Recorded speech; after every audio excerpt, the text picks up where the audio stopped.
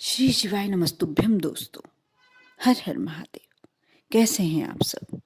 स्वस्थ और सुरक्षित होंगे, सुखी और समृद्धशाली होंगे। दोस्तों, 15 जनवरी, जो आने वाली 15 जनवरी को मकर संक्रांति का पर्व मनाया जाएगा। सूर्यदेव के राशि परिवर्तन वाले इस दिन को दान का बहुत ज़्यादा महत्व बताया गया है। सूर्यदेव खुद संसार में सबसे बड़े दानी हैं, जिन्होंने खुद को तपाकर संसार को प्रकाश का दान करना स्वीकार किया है।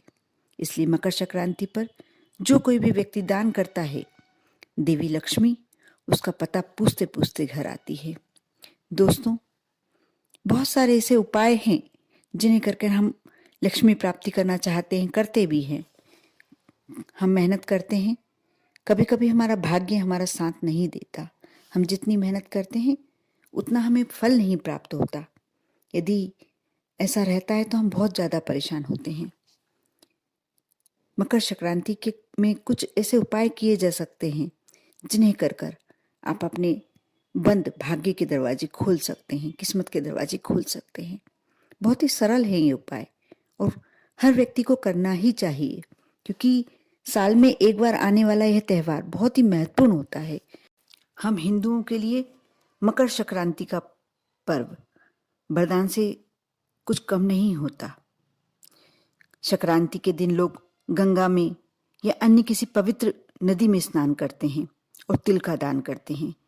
इस दिन यदि कंबल दान दिया जाए जरूरतमंद को, स्वेटर दान दी जाए, गर्म कपड़े, शॉल वगैरह दान दी जाए, बहुत ही महत्व होता है, क्योंकि इस दिन सबसे ज़्यादा ठंड पड़ती है और समाज में भी जरूरतमंद को उन्हीं वस्त्र दान किए जाते हैं। खर मास की समाप्ति के कारण एक बार फिर से इस दिन से शादी, ब्याह, मुंडन, प्रवेश, घर प्रवेश, सभी शुभ कार्य शुरू हो जाते हैं और इनके बाद ही ये सब दान किया जाता है। दान करने के कारण हमें पुण्य तो मिलता ही है, किंतु ज्योतिष के अनुसार कई संकटों को टालने और दूर करने का विशेष एक कारण भी बन जाता है। ये हिंदू धर्म में मकर संक्रांति के दिन का बेहद ही खास महत्व बताया गया है। कहा जाता है, यदि कोई व्यक्ति साल भर कभी भी दान ना करे और सिर्फ एक दिन, मकर संक्रांति के दिन दान कर दे, तो उसको पूरे साल का पुण्य प्राप्त हो जाता है। इसलिए उसे मकर संक्रांति के दिन तो अवश्य दान करना चाहिए। इसके लिए बहुत ही अच्छा उपाय बताया गया है। दोस्तों, मैं उपाय बताने से पहले आप लोगों से ये वीडियो पूरा देखने के लिए हमेशा कहती हूँ और आज भी कह रही हूँ कि वीडियो पूरा देखें, शुरू से अंत तक, बीच में स्किप ना करें, क्योंकि कौन सी जानकारी आप लोगों के लिए आवश्यक हो, आपको अच्छा लगे तो आप लाइक करें। और यदि आप मेरे चैनल पर नए हैं, मेरी आवाज़ पहली बार सुन रहे हैं, तो सब्सक्राइब करें।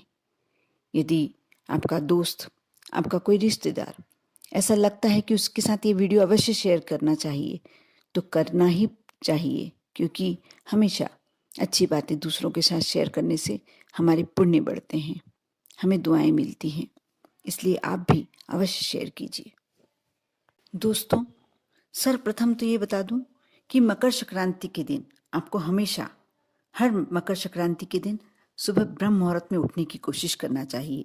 यदि ब्रह्म मुहूर्त में नहीं भी उठ पा रहे तो आप सूर्योदय से पहले तो अवश्य उठ जाएं, क्योंकि मकर संक्रांति का महत्व ही सूर्य से संबंधित होता है। आप स्नान करने के जल में थोड़े से काले तिल डालें। तिल के पानी से स्नान करना बेहद ही शुभ माना जाता है। साथ ही ऐसा करने वाले व्यक्ति को रोग से मुक्ति मिलती है। यदि कोई व्यक्ति ज़्यादा बीमार रहता है, आपके परिवार में कोई सदस्य, परिवार का मेंबर ज़्यादा बीमार रहता है, तो उसे मकर संक्रांति के दिन तिल का उपटन लगाकर स्नान करवाना चाहिए। ऐसा करने से व्यक्ति की काया निरोगी बनी रहती है। साथ ही मकर संक्रांति के दिन स्नान के बाद सूर्यदेव को जल हमेशा अर्पित करें, अवश्य अर्पित करें, और सूर्यदेव को चढ़ाए जाने वाले जल में तिल अवश्य डालें। तिल डालें, लाल पुष्प, थोड़े से चावल, हल्दी, ये सब चीज़ें अवश्य डालें। यदि हल्दी नहीं डालना है आपको तो आप रोली डाल सकते हैं, कुमकुम। ऐसा करने से इंसान की बंद किस्मत के दरवाजे खुलने लगते हैं। पितरों की शांति के लिए ये दिन विशेष माना जाता है। इस दिन उन्हें जल देते समय उसमें तिल जो व्यक्ति डालता है उनके पितरों को शांति मिलती है। ऐसा करने से पितृ हमेशा के लिए आपको आशीर्वाद देते हैं। जो तिल होता है वह पितरों से संबंधित होता है। और जब हम जल अर्पित करते हैं, आप एक कलश में जल भरकर पीपल देव को समर्पित करते हैं, उसमें भी आप थोड़ा सा गुड़ डाल लें, एक पुष्प डाल लें और थोड़े से तिल डाल लें। जो व्यक्ति पीपल देव पर मकर संक्रांति के दिन तिल मिलाकर यदि जल समर्पित करता है, उनके पितर देवता इतने अच्छे से आशीर्वाद देते हैं कि उस व्यक्ति के परिवार में कभी भी कोई आकस्मिक दुर्घटना होने का अंदेशा नहीं रहता। यदि कुछ बनते भी हैं, ऐसी अवस्था बनती भी है, तो वह ज़्यादा से कम होने पर उतर आती है और बहुत ही शांति रहती है। ऐसे परिवारों में तनाव, कलह, मुसीबत ये सब दूर रहती है ऐसे परिवारों से। अगर किसी व्यक्ति की कुंडली में सूर्य नीच राशि का है तो मकर संक्रांति के दिन घर में सूर्य यंत्र की स्थापना करें और सूर्य मंत्र का 501 बार या आप जितनी श्रद्धा हो 108 बार, जितनी बार भी आप जाप कर सकते हैं जाप करें। सूर्यदेव की प्रसन्नता हासिल करने के लिए पके हुए चावल में थोड़ा सा गुड़ और दूध मिलाकर खाना चाहिए। इसके अलावा इस दिन गुड़ और कच्चे चावल को बहते जल में प्रवाहित करने से भी सूर्यदेव प्रसन्न होते हैं। कुंडली में मौजूद किसी भी तरह का सूर्य दोष कम करने के लिए यदि आपके पास तांबे का सिक्का है या तांबे का चौकोर टुकड़ा आप ले आएं बाजार से और बहते जल में प्रवाहित करें। इससे आपके ऊपर सूर्यदेव की पूरी कृपा प्राप्त होगी और आपका परिवार बहुत ही खुश और आपके घर में हमेशा खुशहाली रहेगी।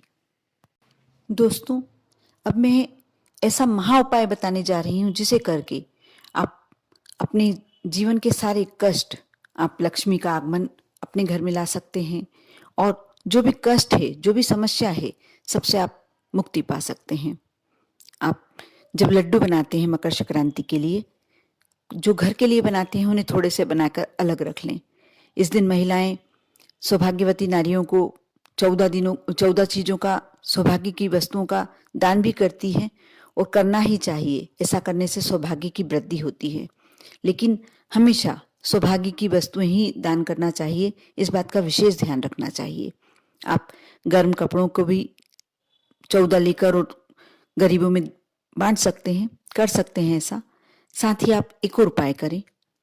आप कुछ थोड़ी सी तिल्ली जब लड्डू बनाएं तो उसमें थोड़े से सिक्के डाल लें। आप अपनी कैपेसिटी के हिसाब से डाल सकते हैं। आप 11 डाल सकते हैं, 21 डाल सकते हैं, 1 रुपये का डाल सकते हैं, 5 रुपये का, 10 रुपये का, आपकी जैसी श्रद्धा हो, आपका जैसा मन हो, आप वैसा करें और उसके लड्डू बना लें। लड्डू के अंदर वह सिक्के आ जाने चाहिए, अच्छे से कवर हो जाने चाहिए। फिर ये आप मंदिरों में चढ़ा दीजिए। ये लड्डू कुछ गरीबों को दान कर दीजिए। आप यदि ऐसा करते हैं तो आप मान कर चलिए कि लक्ष्मी जी का आशीर्वाद हमेशा के लिए आप पर हो जाता है। इसे गुप्त लक्ष्मी का दान कहा जाता है। आपके ने जो दान दिया है वह किसी को नहीं दिखाई दे रहा। आप दे रहे हैं लड्डू है, लेकिन आप उसके अंदर आपने सिक्के रखे हुए हैं। ये गुप्त लक्ष्मी का दान कहलाता है और ये दान महादान की श्रेणी में आता है। बहुत ज़्यादा बड़ा दान नहीं होता, फिर भी महादान की श्रेणी में आता है। आप इस मकर संक्रांति को आप ऐसा करके देखें। आप देखना कैसे माँ लक्ष्मी की कृपा आप पर होती है।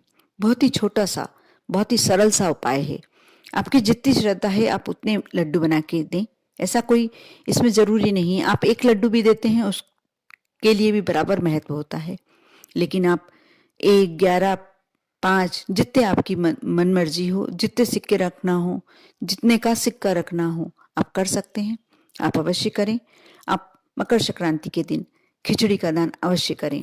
रेवड़ी का दान, खिचड़ी का दान, गुड़ का दान, ये महादानों की श्रेणी में है।